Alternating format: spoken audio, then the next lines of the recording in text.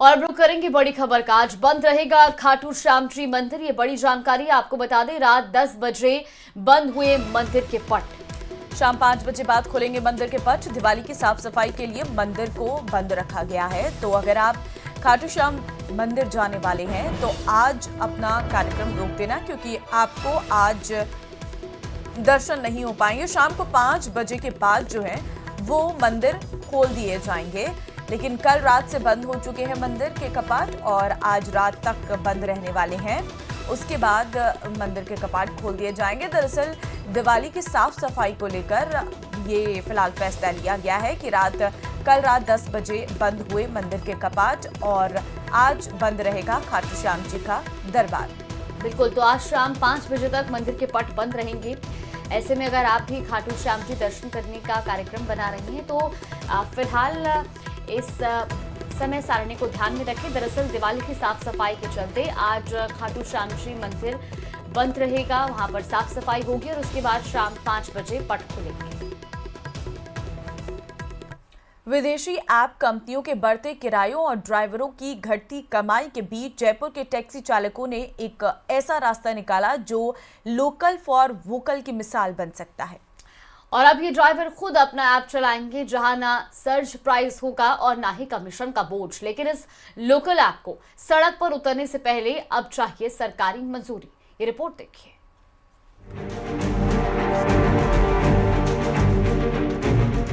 जयपुर समेत बड़े शहरों में ज्यादातर लोग टैक्सी ऐप के जरिए सफर करते हैं, लेकिन जब मौसम बदलता है या ट्रैफिक बढ़ता है तो किराया भी आसमान छूने लगता है।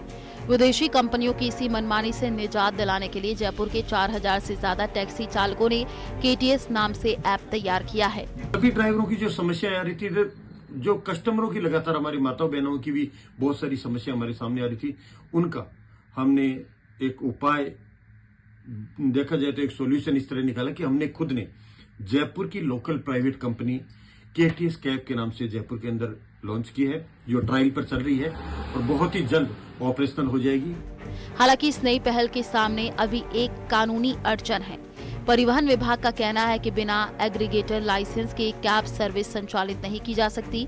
ये लाइसेंस केंद्र सरकार की मंजूरी से ही दिया जा सकता है और राज्यों को अभी नीति अपनाना बाकी है। अभी जो जयपुर में आप जिसकी बात कर रहे हैं, उन्होंने अभी एग्रीगेटर का लाइसेंस नहीं लिया है। पहले उनको मुख्यालय से एग्रीगेटर का लाइसेंस लेना पड़ेगा, उसके बाद में ही इनका संचालन संभव हो पाएगा। कि एग्रीगेटर पॉलिसी सेंटर की थी, स्टेट ने आज तक वो अडोप्ट नहीं की है। जिस दिन स्टेट इसको अडोप्ट कर लेगा उस दिन से किराया कंट्रोल होगा। तो ये मुख्यालय स्तर पर इस पर गहन चर्चा भी हो चुकी है। शायद वो कभी भी इस संबंध में निर्णय ले सकते हैं और जिस दिन निर्णय लेंगे तो जयपुर की 40 लाख जनता को इससे फायदा होगा। फिलहाल KTS कैब ने बाकी सारी औपचारिकताएं पूरी कर ली हैं और अब उन्हें एग्रीगेटर लाइसेंस का इंतजार है। अगर ये लाइसेंस मिल जाता है तो ये मॉडल पूरे देश में निजी कंपनियों की मनमानी को चुनौती दे सकता है। अगर जयपुर में ये पहल सफल रही तो देश भर में टैक्सी ड्राइवरों के लिए ये एक मॉडल बन सकती है। अब देखना ये है कि KTS कैब को सरकारी हरी झंडी कब मिलती है। न्यूज़ 18 के लिए जयपुर से आसिफ खान की रिपोर्ट। सूचना का अधिकार कानून के 20 साल होने पर कांग्रेस ने बीजेपी सरकार पर हमला बोला। कांग्रेस प्रदेश अध्यक्ष गोविंद सिंह डोटासरा और नेता प्रतिपक्ष टीकाराम जूली ने निशाना साधा। आरोप लगाया कि कानून को आज कमजोर करने की कोशिश की जा रही।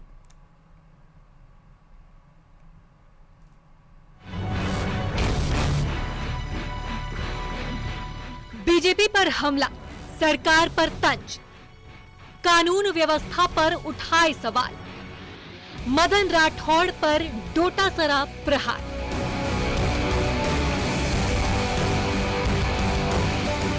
प्रदेश में बीजेपी सरकार को घेरने का कांग्रेस कोई मौका नहीं छोड़ रही है।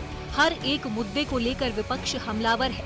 ऐसे में सूचना के अधिकार कानून के 20 साल पूरे होने पर कांग्रेस ने बीजेपी सरकार पर तंज कसा। कांग्रेस अध्यक्ष गोविंद सिंह डोटासरा ने सरकार तानाशाही रवैया अपनाने का आरोप लगाया। बीजेपी के नेता मंत्री संतरियों की भी नहीं सुन रही है और अफसर मुख्यमंत्री की नहीं सुन रहे, तो आम जनता के क्या हाल हैं। इसलिए आप देख सकते हैं कि अभी हमारा संगठन सर्जन अभियान चल रहा है। वहीं इस दौरान डोटासरा ने सरकार पर सवाल उठाए और मदन राठौड़ पर हमला करते हुए कहा कि दिवाली तक पर्ची बदलने की चर्चाओं से साफ है कि बीजेपी चुनावी गणित को लेकर बेचैनी में है। यहाँ तो ठप पड़ा है सारा का सारा काम, कुछ हो ही नहीं रहा भाई साहब। जनता कह रही है ये सरकार है, सर्कस है, पता ही नहीं चल रहा, कोई काम ही नहीं हो रहा। और हम नहीं कह रहे, आम जनता नहीं कह रही, बीजेपी के नेता और कार्यकर्ता कह रहे हैं।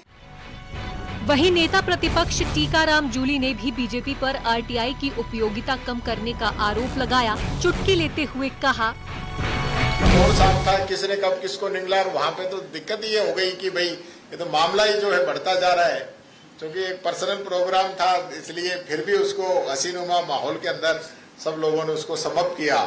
जबकि कांग्रेस ने बीजेपी पर आरटीआई कानून की आत्मा को कमजोर करने का आरोप लगाया और सरकार के सामने अपनी मांगे रखी। 2019 में संशोधन को निरस्त कर आयोग की स्वतंत्रता बहाल की जाए। डीपीडीपी अधिनियम की उन धाराओं में संशोधन किए जाए जो आरटीआई के जनहित उद्देश्य को कमजोर करती है। विसल ब्लोअर प्रोटेक्शन अधिनियम को पूर्ण रूप से लागू किया जाए। आयोग के लिए कार्य निष्पादन मानक तय किए जाए। पत्रकारों, कार्यकर्ताओं, शिक्षाविदों और महिला प्रतिनिधियों को शामिल करें। कांग्रेस ने इस मौके पर साफ संदेश दिया कि आरटीआई कानून की रक्षा और सशक्तिकरण उनकी प्राथमिकता है, जिससे हर नागरिक निडर होकर सवाल पूछ सके। Bureau report, news 18 Rajasthan.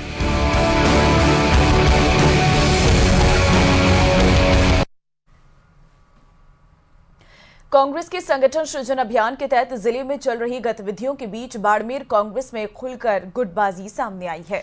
रविवार को जिला संगठन को लेकर 2 समांतर बैठकें आयोजित होने से पार्टी कार्यकर्ताओं में भ्रम की स्थिति बन गई।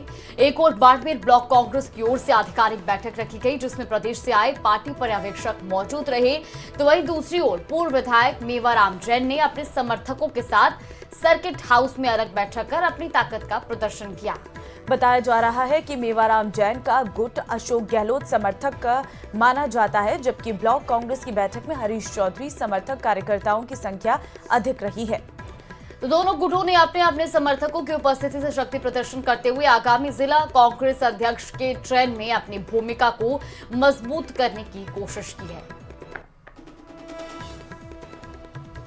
देखिए, जो कुछ मतभेद जो विधानसभा चुनाव के समय में जो हो गए थे और जो कार्यकर्ताओं से मिल रहे हैं, नेताओं के साथ मिल रहे हैं, तो सबकी मंशा है कि ये आपसी जो टकराव है उसको समाप्त किया जाए।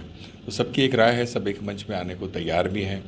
और सबसे बड़ी बात यह है कि कार्यकर्ताओं का दबाव है, क्योंकि जो विपरीत परिणाम जब आते हैं तो उसको भुगतना जो है वो आम कार्यकर्ता को पड़ता है, पब्लिक को पड़ता है। तो अब सबकी एक सहमति बन रही है और इसीलिए सब चाह भी रहे हैं कि जिला कांग्रेस कमेटी का अध्यक्ष जो है एक सामंजस्यपूर्ण व्यक्ति जो बने, जो सबको लेकर चले और सब एकजुट होकर फिर काम करेंगे।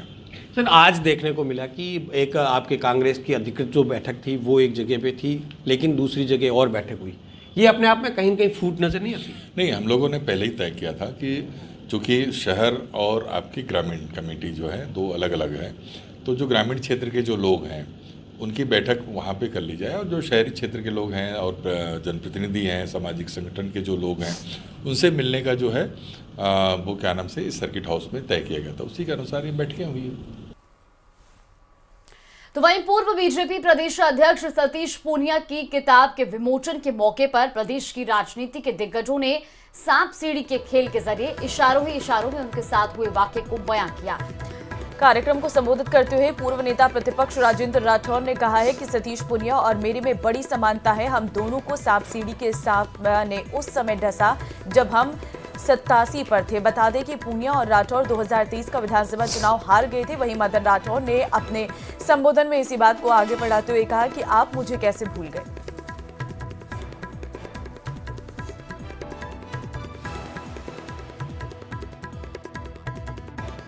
आप मेरे में बड़ी समानता है। आपको मुझे दोनों को सांप सीढ़ी ने उस सांप ने उस समय डसा जब 87 पर अपने थे। आप मैं एक ही जिले से हूं। अब आपने पुस्तक लिखना चालू कर दिया तो मैंने भी कुछ आलेख लिखना चालू कर दिए। कि सांप सीढ़ी का खेल और उसमें मेल ये जो इनका आपस का इन्होंने 2 को ही गिनाया, आप मुझे कैसे भूल गए? आरसीबी का खेल आपको याद नहीं रहा। हमने भी समानता ही है। आदरणीय पूनिया जी, आदरणीय राजेंद्र राठौड़ साहब, और इस राठौड़ को अलग मत करो।